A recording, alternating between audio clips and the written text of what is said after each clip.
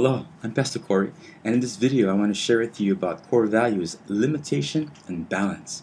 I look again at Romans 5 verses 3, 4, and 5 just to kind of rethink about how the Holy Spirit works in our lives.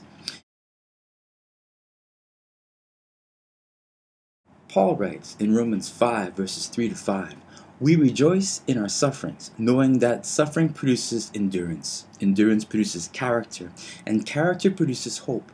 Hope does not put us to shame because God's love has been poured out into our hearts through the Holy Spirit has been given to us."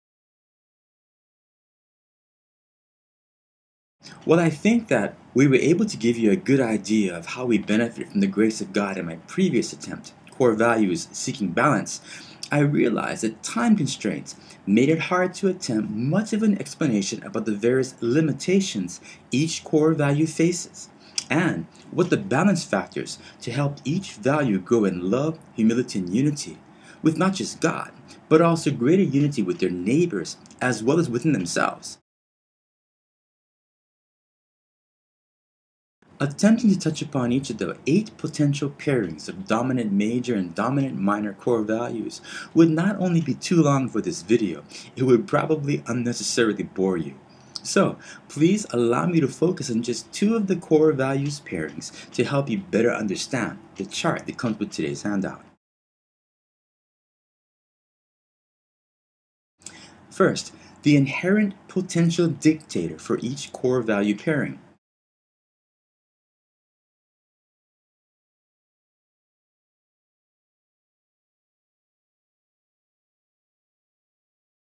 I'm going to focus on the captain observer and relator exhorter pairings, mostly because that matches up with the CORE of core values, and provide you with some comparison, contrast, and hopefully some practical encouragement if God happens to give you one of these 2 pairings.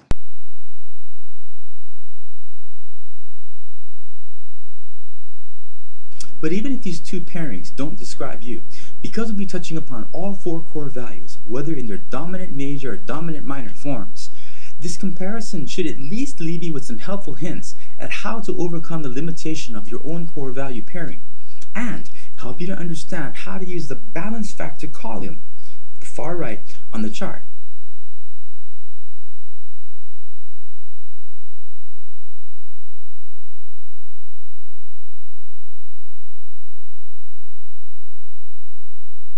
Now, when someone's been given a captain-observer core values pairing or orientation, they're of course most interested in arriving or completing the task set before them or which they've set their own sights on. However, their need for speed to complete the task is somewhat tempered by a need for accurate information. If they've been given an observer captain orientation, however, the order of these priorities would be reversed. Accuracy first, arriving second. However useful this orientation might be for certain vocations or situations, however, the limitation of this core values pairing is that emotion doesn't come into play until they think they either have enough information to get where they think you should go or they've already gotten there. This lack of emotional input, knowing how God feels about their desire or decisions, coming into agreement with God, can lead not only to using wrong or incomplete information in their decision-making process and activity, but even to their accomplishing something that they're not pleased with or are not arriving at all. Working on feeling passion and the development of strong convictions regarding love, humility, and unity are how the captain observer can become more like Christ.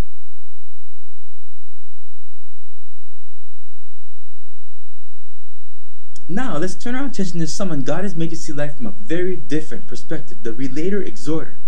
Unlike the captain observer whose decision-making processes begin with intellectual information or assumptions, the relator exhorter often begins with feelings about what everyone else would be feeling.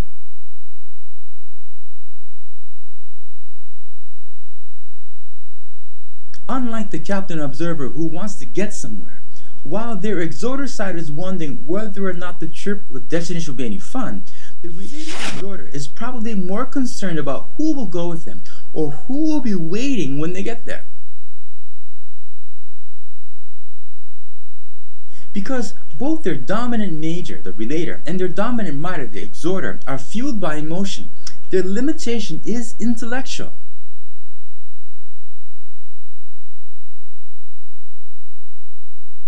This doesn't mean that they're not intelligent. The creativity of relator-exhorter suggests a good deal of intelligence. But what concerns the captain-observer, i.e.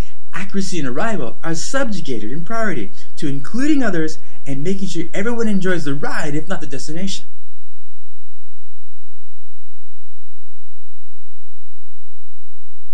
What will help the relator-exhorter to grow healthily into greater Christ-likeness is the development of balance factors, such as learning to process information and thoughts regarding the accuracy and viability of what the emotions show and tell them, and developing a framework of values or beliefs that can help provide the checks and balances their passions and feelings need to result in authentic security and joy.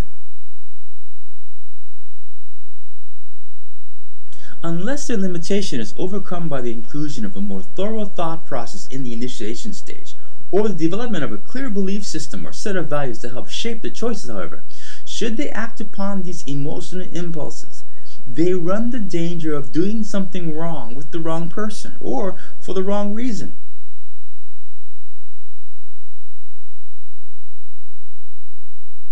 While there are 6 other core value pairings on the chart, let's try to see if we can't help each other to understand how God has made each of us to resemble and represent something of Himself in our intellect and emotion, as well as our being and doing.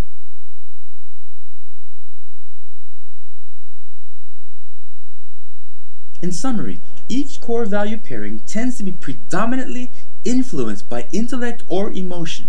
Each core value pairing is made to need the contribution of something and someone else. God has made us imperfect in this way so that we might become interdependent upon Him and one another.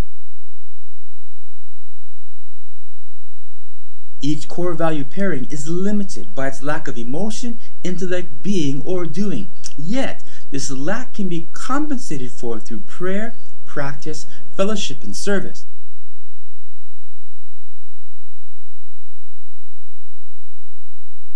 The balance factor on the core value pairings chart help us to recognize what you and I need to grow in love, humility, and unity.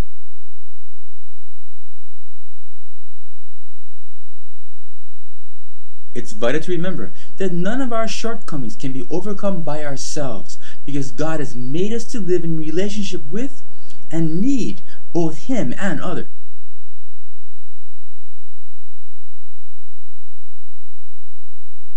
God has made us to not only need the spiritual gifts and contributions of others, but He's made us to need the love, encouragement, faith, and fellowship of both God and believing saints on their way to becoming friends of God.